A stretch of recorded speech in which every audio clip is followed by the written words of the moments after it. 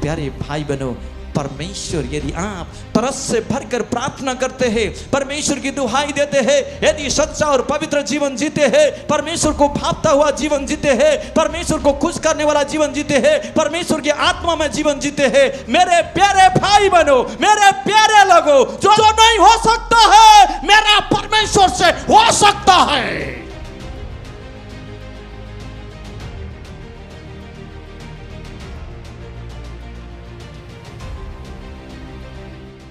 घटना के बारे में आप बहुत बार आपने पढ़ा है और आप जानते हैं इस घटना के बारे में। ये घटना के बारे में आप जानते हैं और बहुत वाकिफ है, आपने कई बार इसको पढ़ा भी है।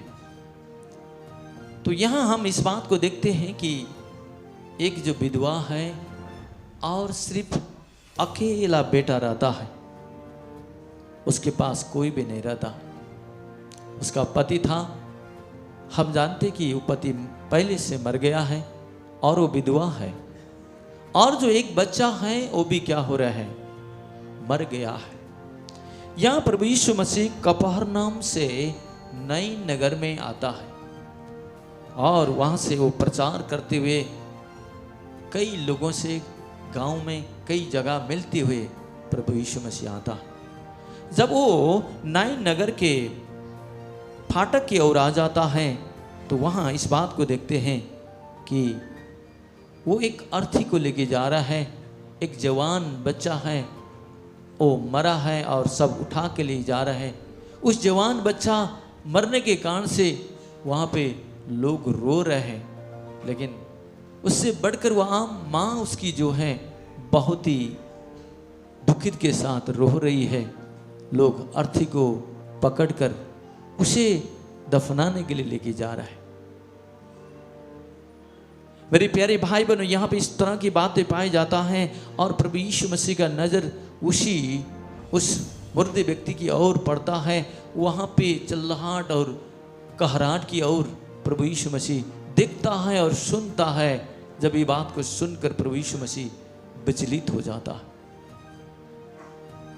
और यहाँ पे परमेश्वर के वचन में लिखते हैं, जब वो माँ का इकलौता पुत्र था जो विधवा थी और वो मर गया है, उसको मरने के कारण से वो तरस खाकर प्रभु यीशु मसीह यहाँ पे पहला स्टेप करता है कि उसे देखकर तरस खाया और उसे कहा मत रो।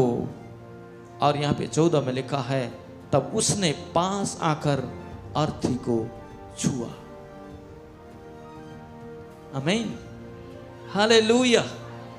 प्रभु यीशु मसीह तरस खाकर, कंपासन में भरकर, दुख से भरकर, उनकी पीड़ाओं को लेकर, मां की पीड़ाओं को लेकर, उनके लोग जो रो रहे थे उनकी पीड़ाओं को लेकर प्रभु यीशु मसीह क्या करता है, आकर उस अर्थी को छूता है। आमीन, आमीन, हालेलुया। जब ये अर्थी को छूता है, हम यहाँ इस बात को पाए जाते हैं। तो उठाने वाले क्या करते हैं, यहाँ देखते हैं कि उठाने वाले वहां पे ठहर जाते हैं और प्रभु यीशु मसीह यहाँ क्या कहता है, हे जवान मैं तुझसे कहता हूं उठ। आप सोच लीजिए हमारा परमेश्वर कैसा परमेश्वर है जो मुर्दा को कहता है, हे जवान मैं तुझसे कहता हूं उठ। Praise the Lord, hallelujah. तब वो मुर्दा क्या करता है, उठ बैठता है, मुर्दा सुन लेता है। परमेश्वर की जो आवाज वहां से निकलती है, परमेश्वर जब उसको छूता है, परमेश्वर की सामर्थ्य बहने लगती है। परमेश्वर के सामर्थ्य ने उसे क्या करता है, जी लाता है और उसकी आवाज से उस सुनकर क्या करता है, वो मुर्दा उठा के लेके जा रहा है। लेकिन लेते जाते समय वो उठाने वाले ठहर जाते हैं। उसी समय में प्रभु यीशु मसीह कहता है, हे जवान मैं तुझसे कहता हूं उठ। वो क्या करता है, उस जो अर्थी में उसे लेटा के लेके गए थे वो वहां उठकर बैठता है।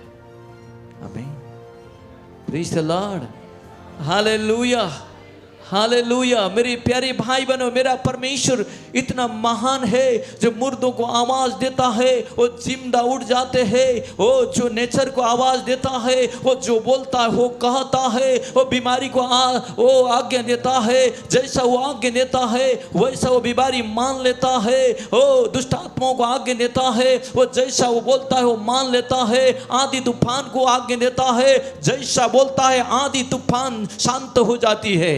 आमीन आमीन हालेलुया। मेरे परमेश्वर की आवाज में सामर्थ्य है।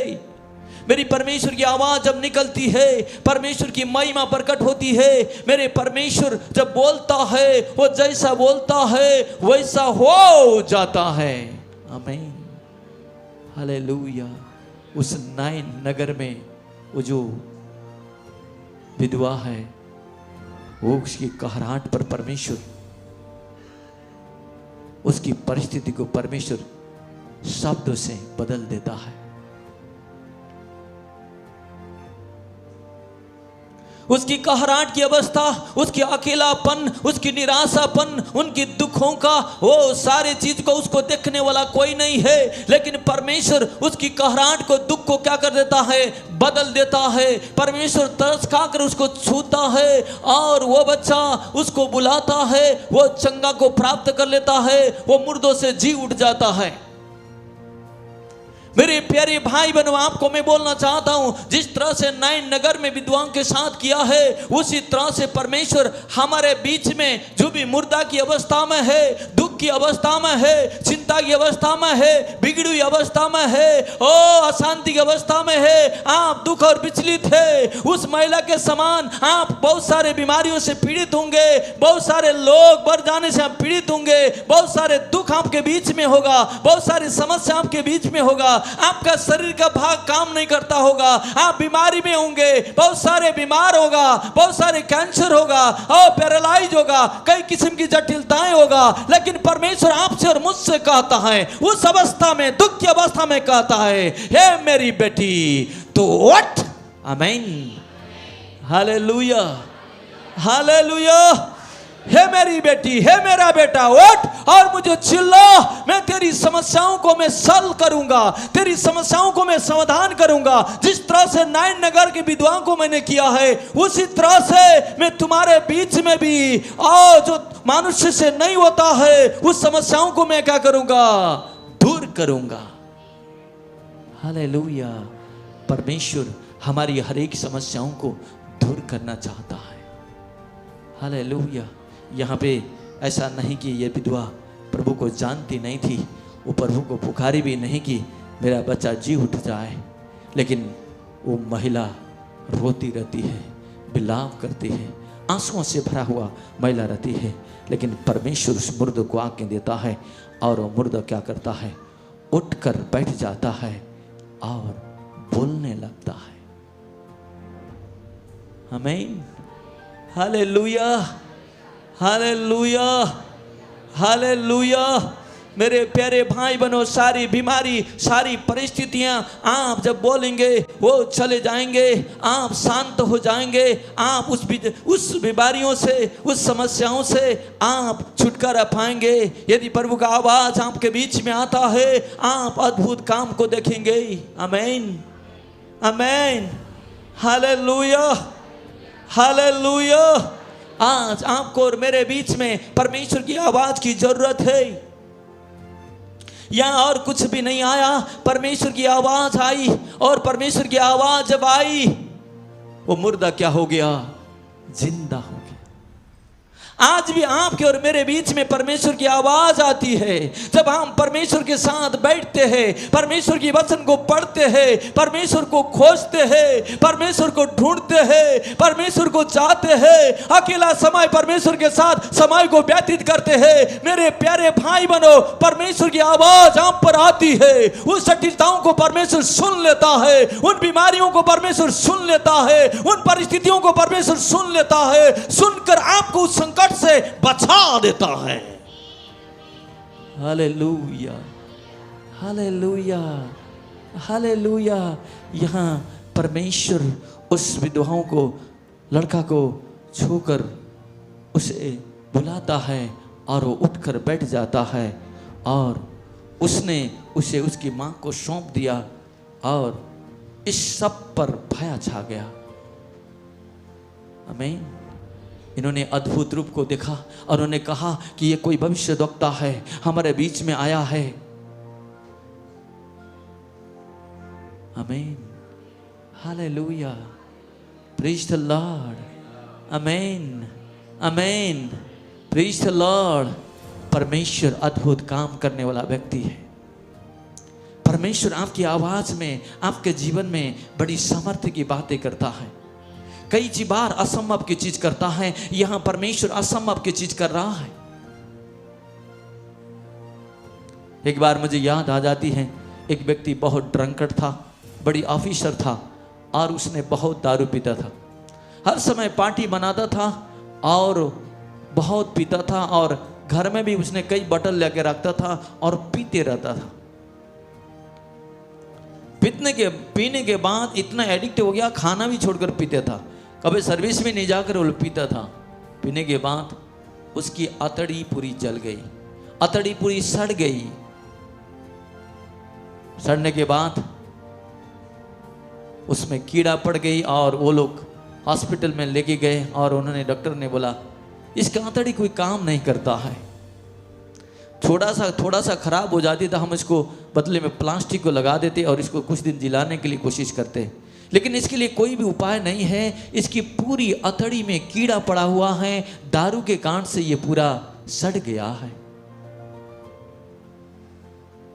पहले पुराने की बात है और मैं उन बातों को सुनने के उनको बोला कि एक चापा में एक दाढ़ी वाला है, उसके लिए आके प्रार्थना करो। उन्होंने हॉस्पिटल से लेके आया, घर में रखा, मरने के लिए उन्होंने इंतजार करके सलून चढ़ा कर रख रहे थे।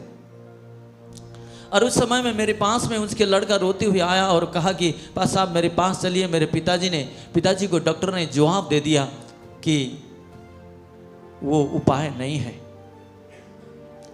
2-4 दिन में मर जाएगा बोल रहा है। और मैं कई लोगों ने मुझे बोला कि आप प्रार्थना करते हैं तो बीमारियां ठीक होती हैं। और मैं उनके गांव में अकेले जाना डर भी जाता था कि मेरे को कुछ मार देगा तो नहीं।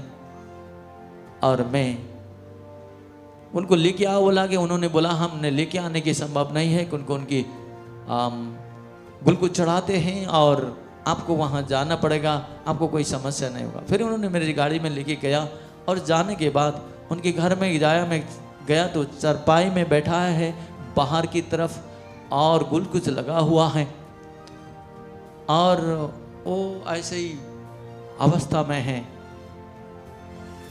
तो मैं उनके पास में बैठकर उनसे बातें किया, थोड़ा बहुत बात करते थे और मैंने उनको कन्फेस कराया, प्रभु मेरे पाप को क्षमा कर, इसके बाद मैंने कभी दारू नहीं पीऊंगा, मुझ पर आप अनुग्रह करिए, मेरी पापों को क्षमा करिए, मैंने जो भी गुनाह किया उसको क्षमा करिए।